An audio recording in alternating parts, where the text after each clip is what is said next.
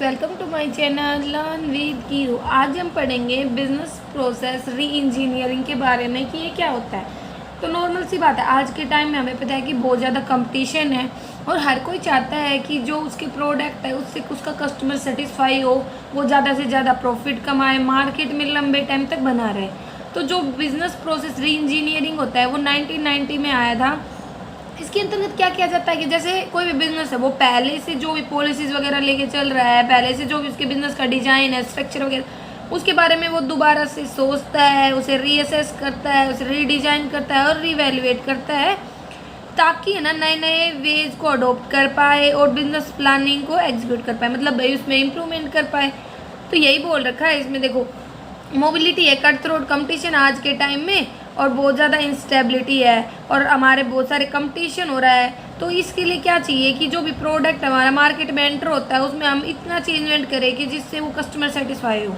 ठीक है, एक टाइप से कहें तो जो बेटर क्वालिटी प्रोडक्ट होता है ना वो इम्पोर्टेंट होता है किसी भी बिजनेस के लिए सर्वाइव करने के लिए। तो ये हम पढ़ ही चुके हैं कि बिजनेस प्रोसेस री इंजीनियरिंग एक ऐसा प्रोसेस है जिसमें है ना दोबारा से सोचना, दोबारा से असेस करना, उसको रीडिज़ाइन करना, रिवैल्यूएट करना, बिजनेस प्रोसेस की एलिमेंट्स को वो इंक्लूड होता है, ताकि नए नए वेज मिले जिससे हमारे बिजनेस प्रोसेसिंग में जो भी चेंजमेंट है वो आए, हमारे ऑब्जेक्टिव वगैरह अचीव हो।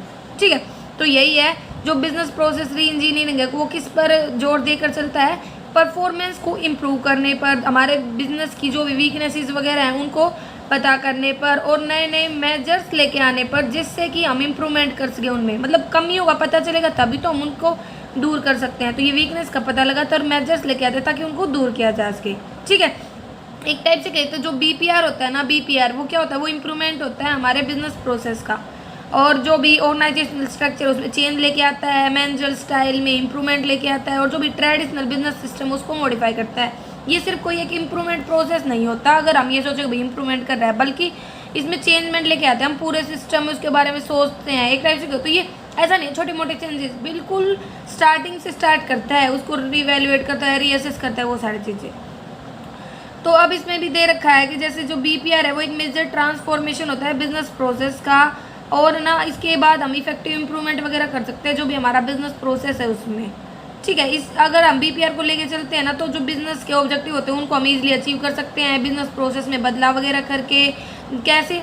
कंज्यूमर को सेटिस्फाई करके, प्रॉफिट से, कॉस्ट वगैरह है वो कम करके, अच्छी क्वालिटी का प्रोडक्ट देके और डिलीवरी वगैरह अच्छी देके। क्योंकि कस्टमर चाहता क्या है कि भाई मैं जितने पैसे पे कर रहा हूँ मेरे को उसके अकॉर्डिंग सेटिस्फेक्शन मिल जाए, और जितने भी सामान मैंने खरीदा है उसकी क्वालिटी अच्छी हो, मेरे को अच्छी डिलीवरी वगैरह मिले। ठीक है, तो यही है बीपीआर की जो सक्सेस होती है वो डिपेंड करती है कि किस प्रकार से इफिशिएंट प्लानिंग वगैरह की गई है, किस प्रकार के चेंजेस वगैरह किए गए हैं और क्या प्रायोरिटीज़ वगैरह हैं। ठीक है, अब बात आती है, इसमें एक मेथड दे रखा है कि जो बीपीआर होता है ना उसकी सक्सेस के लिए हम ट्रायल एंड एरर मेथड का यूज़ करके चलते हैं। किसका? ट्रायल एंड एरर मेथड का। तो ट्रायल एंड एरर मेथड क्या होता है? देखो, मैंने इसकी डेफिनेशन लिखी है, मतलब इसका मीनिंग लिखा है कि नॉर्मल सी बात है, आप मैथ में यूज़ करते हो ट्रायल एंड एरर मेथड। एक इक्वेशन होती है, उसमें हमें ना एक्स की, वाई वगैरह की वैल्यू को पुट कर करके देखते हैं, जब तक करते हैं तब तक कि हमारा वो आंसर सही ना आ जाए।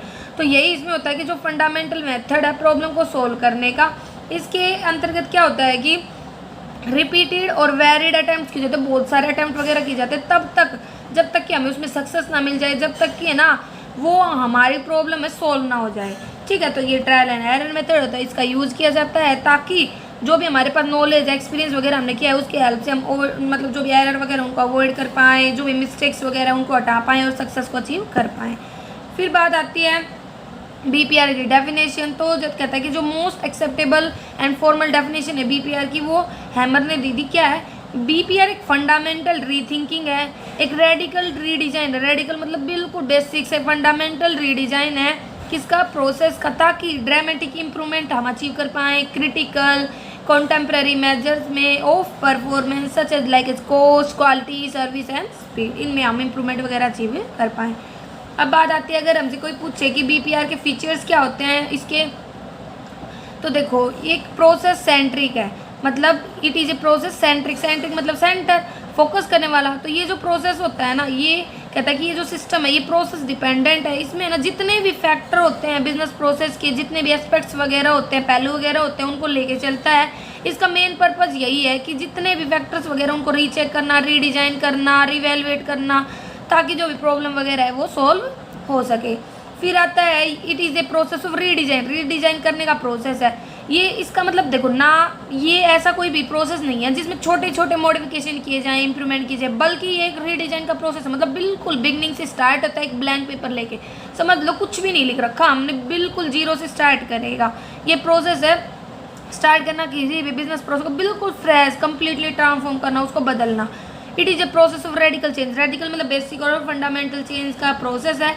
हम ये नहीं कह सकते कि बीपीआर में माइनर चेंजेस वगैरह आते हैं, जैसे 5 से 10% थोड़ा बहुत हमने चेंजमेंट कर दिया, बल्कि ये बहुत ज़्यादा बिल्कुल बेसिक से इंप्रूव करने की कोशिश करता है। जैसे भाई सप्लाई चेन में बदलाव कर देना, ठीक है। इसमें ऐसा नहीं है कि भाई हम ट्रेडिशनल सिस्टम वगैरह को लेके चले जिसमें थोड़ा बहुत चेंजमेंट कर, बल्कि ये बिल्कुल बेसिक से शुरू होता है। ड्रामेटिक अचीवमेंट कहता है कि ये जो प्रोसेस है ना, क्या कहता है कि जो ये प्रोसेस फंक्शन है as an effective changer in the organisation में एक इफेक्टिव चेंजर की तरह काम करता है। इसके अंतर्गत मेन एम क्या होता है, मेंटेन करना, ठीक है, और जो भी हमारा वर्क इन प्रोग्रेस है और रिजेक्शन रेट है उसको कम करना। मतलब भाई देखो एम्प्लॉयज वगैरह रिजेक्ट कर रहे हैं प्रोसेस को, तो उसको कमी करके लेके आना, हमारे प्रोडक्ट में इंप्रूवमेंट करना, री इन्वेस्ट करना, एक टाइप से मतलब दोबारा से उसमें पैसे वगैरह लगाएं, दोबारा से उसको रीडिजाइन करें, उसके बारे में सोचें, ठीक है। ये हर किसी के लिए नहीं है, क्योंकि ये जो प्रोसेस होता है ना, इसमें बहुत ज़्यादा पैसे की ज़रूरत होती है। और बहुत ज़्यादा पैसे की ज़रूरत क्यों होती है? टेक्नोलॉजी के लिए, ट्रेनिंग के लिए, ह्यूमन रिसोर्स के लिए। तो वही फर्म्स इसे अडोप्ट कर सकती हैं जो बहुत ज़्यादा वेल्थी हैं, जिनके पास अच्छा पैसा है। Several jobs are combined into one, ऐसा नहीं होना चाहिए भाई काम बहुत सारे लोगों के हाथों से गुजर रहा है, क्योंकि हमने देखा है जब हम एक इन्फॉर्मेशन किसी को देते हैं तो वो दूसरे को देगा ना, तो उसमें कुछ ना कुछ वो अपनी थिंकिंग लगा देगा, मॉडिफिकेशन कर देगा, मतलब उसमें बदलाव आ ही जाता है। तो इसीलिए बोल रहा एक सिंगल पर्सन को असाइन करना चाहिए। हर जो भी एफर्ट्स होते हैं ना बीपीआर में, वो ना बहुत सारे हाथों से पास नहीं होना चाहिए ये, क्योंकि अगर हमें लॉस को अवॉइड करना है जो होते हैं, क्योंकि काम को गलत समझ लिया जाता है, तो इसके लिए कहता है कि अगर बहुत सारे वर्कर कर रहे हैं तो लास्ट में ना वो एक सिंगल एम्प्लॉय का असाइन करना चाहिए। लेकिन अगर लगा लो वर्क कॉम्प्लिकेटेड है तो एक ग्रुप ऑफ वर्कर्स को अपॉइंट करना चाहिए और उन्हें असाइन करना चाहिए। फिर बात आती है ऑब्जेक्टिव क्या है भाई बिजनेस प्रोसेस री इंजीनियरिंग के। तो देखो एक clear cut idea of expectation and needs of the customer, इनको समझने के लिए और डिफाइन करने के लिए हमें बीपीआर की ज़रूरत होती है। और अगर हमें बिजनेस के एग्जिस्टिंग प्रोसेस को समझना है तो हमें बीपीआर की ज़रूरत है। अगर ऑर्गेनाइजेशनल ऑब्जेक्टिव को जानना हो, कि ये जानना हो कि जो ऑब्जेक्टिव वगैरह उनको कैसे अचीव करना है, कैसे मतलब रिवैल्यूएट करना है, वो सब उसके लिए ज़रूरी है। नए मार्केट को एक्सप्लोर करना हो ताकि जो भी हमारे स्किल्स वगैरह उनको इम्प्लीमेंट कर पाएँ, जो भी रिसोर्सेज वगैरह उनको इम्प्लीमेंट कर पाएँ, टू मेक मार्केट को ना जो भी भाई बदलाव हो रहे हैं उसके अकॉर्डिंग करने के लिए, और जो भी फंक्शंस वगैरह उनको अच्छे से इफिशिएंटली परफॉर्म करने के लिए भी हमें बीपीआर की ज़रूरत होती है। मेजर्स करना, इवेलुएट करना बिजनेस की जो भी प्रोसेस उसकी परफॉर्मेंस को, राइट इन्फॉर्मेशन राइट पर्सन को राइट टाइम पर देने के लिए, प्रॉपरली है ना पता डायग्नोज का मतलब होता है पता लगाना, जो भी प्रेजेंट या प्रोस्पेक्टिव प्रॉब्लम आ रही है किसी भी ऑर्गेनाइजेशन के सामने उनको डिफाइन करना, जो भी डिसीजंस है डिजाइनिंग से लेकर रीडिजाइनिंग से लेकर जस्टिफाई करना, उन्हें असिस्ट करना, जो भी चेंज मैनेजमेंट है मतलब बदलाव वगैरह अगर आते हैं तो उसको करने में हेल्प करना, एक्सप्लोर करना अपॉर्चुनिटी वगैरह को, और जो भी पॉसिबिलिटी है चेंजेस की। अब इसके मेन एलिमेंट्स क्या हैं, तो इनको 6R में बांटा गया, क्योंकि मेन प्रोसेस तो इसका रीथिंक, रीअसेसमेंट, रीडिजाइन और रीवैल्यूएशन है। तो ये इसके 6 एलिमेंट्स हैं जिनके बारे में हम पढ़ेंगे। तो देखो पहला दे रखा है इसने रियलाइजेशन फॉर चेंज। क्या है रियलाइजेशन फॉर में? बीपीआर को लागू करने से पहले हमें ये समझ लेना चाहिए कि जो चेंज है वो क्यों चाहिए, और जब हम चेंज को करेंगे तो कौन कौन से चैलेंजेस आएंगे, क्या क्या थ्रेट्स आएंगे, क्या क्या अपॉर्चुनिटी है, ठीक है, ये सब। Requirements, it means to estimate the needs. तो इसमें का मतलब होता है कि कस्टमर की नीड्स वगैरह को एस्टिमेट्स करना, ओनर्स की, सप्लायर्स की, प्रोडक्ट की, सर्विसेज वगैरह की, और हमारा जो प्रोडक्शन प्रोसेस है उनमें हमें क्या क्या रिक्वायरमेंट होगी, क्या क्या स्टेप परफॉर्म करने की ज़रूरत होगी। रीथिंक करना, रिकन्सिडर करना, दोबारा से उसके ऊपर विचार करना, जो भी एग्जिस्टिंग सिस्टम है, स्ट्रक्चर्स हैं, रूल्स हैं, रेगुलेशंस वगैरह हैं, प्रोसेस वगैरह हैं, टेक्निक्स वगैरह हैं जो अप्लाई की गई हैं ऑर्गेनाइजेशन में, और ये देखना कि पर जो प्रेजेंट सर्कमस्टांसिस है वो उसके अकॉर्डिंग सही है या नहीं।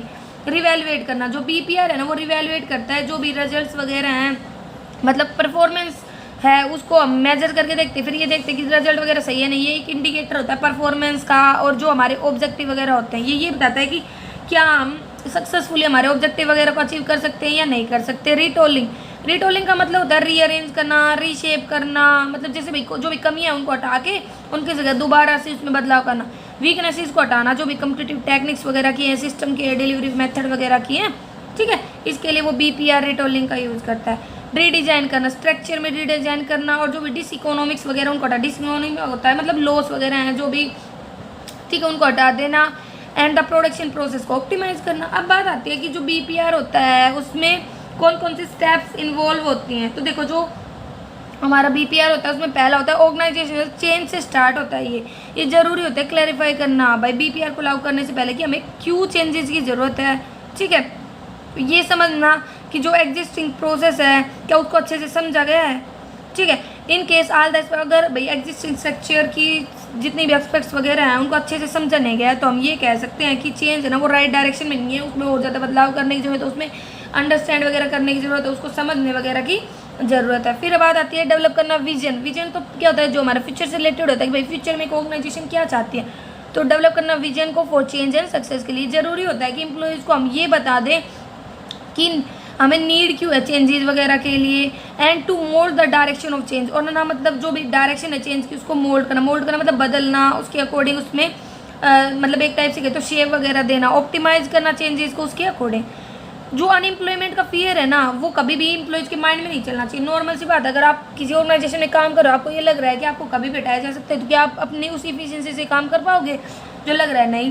तो इसीलिए कहता है कि जब भी चेंजेस वगैरह किए जाते हैं तो एम्प्लॉयज़ को ऐसा फील नहीं होना चाहिए कि वो हटाए जा सकते हैं। जो अलग अलग डिफरेंट एस्पेक्ट्स हैं वो क्लियर होनी चाहिए, और अलग अलग लेवल पर कैसे कम्युनिकेट करना है ये सबको क्लियर होना चाहिए। Devising BPR plan and programme, इस एस्पेक्ट्स में क्या कर रखा है कि कुछ स्टेप्स फॉलो किए जाते हैं कि इवेलुएट किया जाता है कि जो बिजनेस की स्ट्रेटेजी है एग्जिस्टिंग कंसीडर किया जाता है, नीड्स और डिजायर कस्टमर की, और जो भी अपॉर्चुनिटी वगैरह होती है उनको यूज़ किया, एक्सप्लॉयटेशन किया जाता है, उसका फ़ायदा उठाया जा सकता है। सिलेक्शन ऑफ द प्रोसेस, जो भी मतलब ऐसा प्रोसेस जो मतलब एक टाइप से कहते हैं एक प्रोसेस को सिलेक्ट किया जाता है ताकि उसको री इंजीनियर किया मतलब उसके ऊपर दोबारा सोचा जा सके। ट्रेस किया जाता है जो भी मतलब एक टाइप से कहते हो फ्यूचर में हमारे सामने क्या क्या हार्डशिप आ सकती है, क्या क्या डिफिकल्टीज आ सकती हैं, उनको बारे में पता लगाया जाता है और फिर उस तरीके से हमारे प्रोसेस को इम्प्लीमेंट किया जाता है ताकि वही प्रॉब्लम हमारे प्रोसेस के बीच में ना इनकर हो। फॉर्मुलेट किया जाता है जो भी स्ट्रेटेजीज वगैरह होती है प्रोसेस को इम्प्लीमेंट करने से रिलेटेड। फिर आता है fourth, change in work practices and culture. इसके लिए जो एम्प्लॉयज़ है उन्हें फ्रीडम दी जाती है डिसीजन मेकिंग के लिए। टीम फॉर री इंजीनियरिंग उसको बनाया जाता है, नए वैल्यूज और कल्चर जो भी चाहिए उनको रीडिफाइन किया जाता है। फिर बात आती है फिफ्थ स्टेप में, अब नया बिजनेस सिस्टम एस्टेब्लिश करेंगे। इसके लिए क्या करेंगे, डॉक्यूमेंट्स वगैरह तैयार करेंगे, डायग्राम बनाएंगे कि काम कैसे फ्लो होगा, मॉडल वगैरह तैयार करेंगे, एक्सप्लेन करेंगे नई नई टेक्निक्स को, स्पेसिफिकेशन वगैरह को रीडिजाइन करेंगे, फ्लो ऑफ नेसेसरी इन्फॉर्मेशन को परफॉर्म करेंगे, ट्रांसफॉर्मेशन प्रोसेस को। तो ट्रांसफॉर्मेशन प्रोसेस में क्या आता है, डेवलपमेंट ऑफ माइग्रेशन स्ट्रेटेजी क्या होगी, नीड समझना, लेटेस्ट स्किल से रिगार्डिंग, ट्रेनिंग ऑफ एम्प्लॉयज़ भाई जो भी न्यू प्रोसेस वगैरह है उसके लिए कैसे देनी है, रीएलोकेट करना काम को, ट्रांसफॉर्म करना ऑर्गेनाइजेशन को। तो यहाँ पे हमारा ये BPR का प्रोसेस खत्म होता है जिसको हमने समझा। अगर आपको यहाँ तक कोई भी कन्फ्यूजन हो तो आप कमेंट करके पूछ सकते हैं। आपको मेरी वीडियो कैसी लगी कमेंट करके जरूर है, इसे लाइक करें, सब्सक्राइब करें, अपने फ्रेंड्स में शेयर करें और बेल आइकन को ऑन कर ले ताकि कोई भी कन्फ्यूजन हो और कोई भी नोटिफिकेशन आए तो आपको पता चल जाए।